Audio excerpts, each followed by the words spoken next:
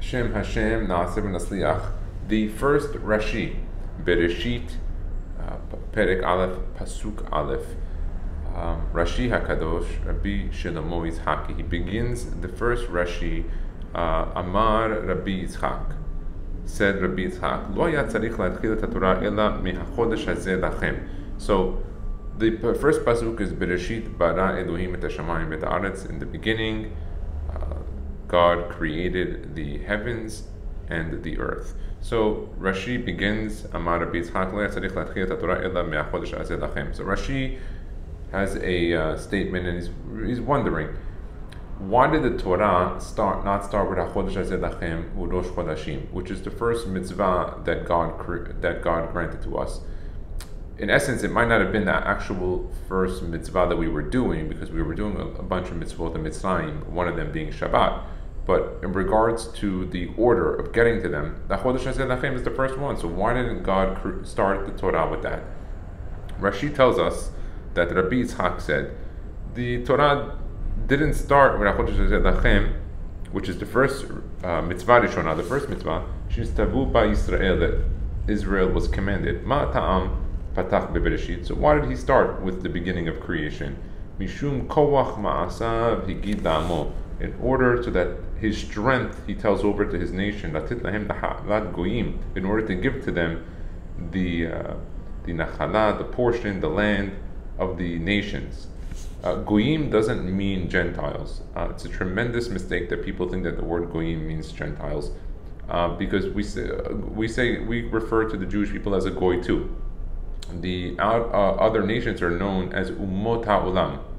That's the more appropriate thing. And actually today the United Nations is called the The Chachamim tell us it's called Ummot HaOlam because we, as the Jewish nation, are identified from our fathers because we have kedusha in the family and in the homes, while the ummot ha'olam are referred from their mothers because they can only refer to the guarantee of their mother, while the Jewish nation guarantees from the father. Mata'am patach bebereshit. So why did God start the Torah? The Testament, the Old Testament, the beginning of the book. Why is He starting this with Bereshit? It's a famous question. Mishum koach ma'asav higid la'amo latet lahem nachalat goyim she'im yomru umot ha'olam. See, Rashi refers to the other nations as umot ha'olam over here, not goyim. That if the other nations of the world, they're going to tell Israel, listim atem, you guys are bandits, shekavashtem artzot shiv'a goyim, that you took the land that belonged to 7 nations. Hem omrim lahem kol ha'aretz shel HaKadosh Baruch Hu. Our response is, none of the earth belongs to anybody. It all belongs to God. And the God that created it, He gave it to one nation, and then 7 nations, and then He chose to give it to us.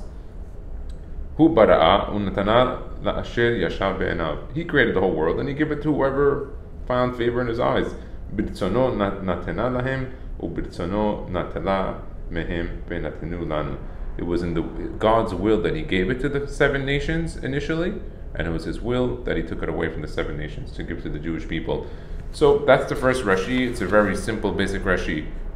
Here's where some of the questions come up. So if you actually look at the Midrash Tanhuma, that's not a statement of Rabbi Yitzchak. This is not the statement that's actually found in the Midrash. We know from Masoret that Rabbi Yitzchak was actually the father of Rashi. Is Rabbi Shlomo Yitzchaki. That's why his acronym is Rashi. They also say Rabban Shel Yisrael, along with a few other acronyms. So, what was this Rashi? Why is he referencing a midrash that's not from his father, Amar Rabbi Yitzchak? So, Mamre Hazal tell us that he wanted to respect his father, and so by respecting his father, he put him in the beginning. And so, some have said that Rashi's father wasn't a scholar. He just wanted to respect his father, and that was the murmurs that were coming around. Came the TAZ, the TAZ. He actually has a perush on the Torah. It's called Divrei David. You could take a look at it right here. Here's a copy of it. You could take a look at that sefer. That's Divrei David. You can pull it up from the internet. I believe you can find it either on Hebrew books or on Zara Chochmah. So what the Divrei David brings down, the TAZ, he says Rashi didn't only put that there to honor his father. He actually was trying to reference that his father was a big Talmid Chacham, and he taught him a lot of things, and he was a scholar. So the Darchei David brings down something unbelievable, that if you want to know that, you can actually find it in Masechet Avoda, Zara, page 75, Amud Aleph. There's a really long Rashi. It's on the inner part of the page. You'll notice if you go down to right before the big lines of Rashi, he says right here, Leshon Abba Mori. This was the words of my father, my teacher, Minuhato Kavod. He should rest in honor. V'hu nir'eh be'enai, Varishon Lashon Mori Bekashali. And then he goes in. Now the reason why this Rashi on Masechet Avodah Zara 75 is important is because it's telling us that Rashi was not only respecting his father by referencing him on a midrash that was not his father's statement, but rather to tell us that his father really was a Talmid Chacham, and anyone who thinks otherwise is wrong. Not only because he was honoring him on the first Rashi, but because we have in Masechet Avodah Zara that shows that he actually did learn from him. What I find extremely interesting is what actions a father can take in order to produce children that are like Rashi or like the Gedolim. The CIA, believe it or not, actually had a criteria. I didn't see the report inside. It was this was not a primary research, but I had heard it over, that the criteria when looking for individuals that are going to be leaders, the CIA created a list of different things. One of the things that creates a leader in a person is when they have a father who is either physically or not physically present, but not giving all the attention that the child might want. I say want and not need, because God knows our needs, but what the child might want. Now, on the surface, this sounds a little bit awkward, but let's take a look. When we look at Avraham Avinu, we see that he had a father physically there, but his father was not there for him in the way that he wanted. His father sent him over to Nimrod, the room to Ur Kasdim. He pretty much took Terach pretty much took Abraham and wanted to send him to the guillotine. Just it was unsuccessful. We do see this again. When do we see it again? We see it with Yosef.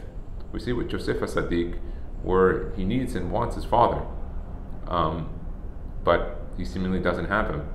That creates from him a burning rage and desire to become a leader in something.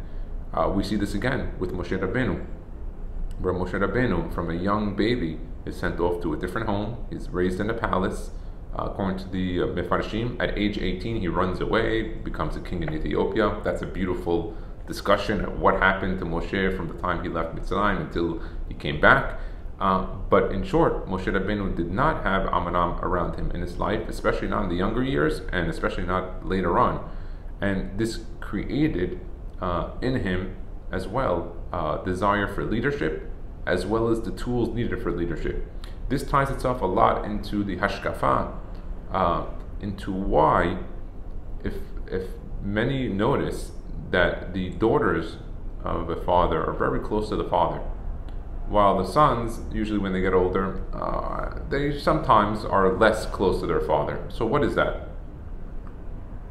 The reason for that I read is that the girls descended from the man, in the sense that we know from the Torah that initially Ezer Kenegdo, it was one body, both sides, and then it came the female came from the rib of the man, and so at all times the female, the daughters, that are going to come out of the man are always going to have an extra feeling and love to the father, because that is the basis of their creation from the Bible, from the Torah.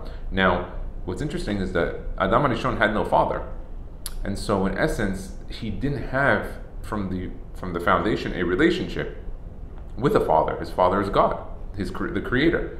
And so the relationship of a father and son is a very, very different one that produces a different feeling. And that's why you see sometimes when the boys get older, they're more independent from the father. Of course, they still have that relationship, that love, that connection. But why is it that the relationship is not like the girls?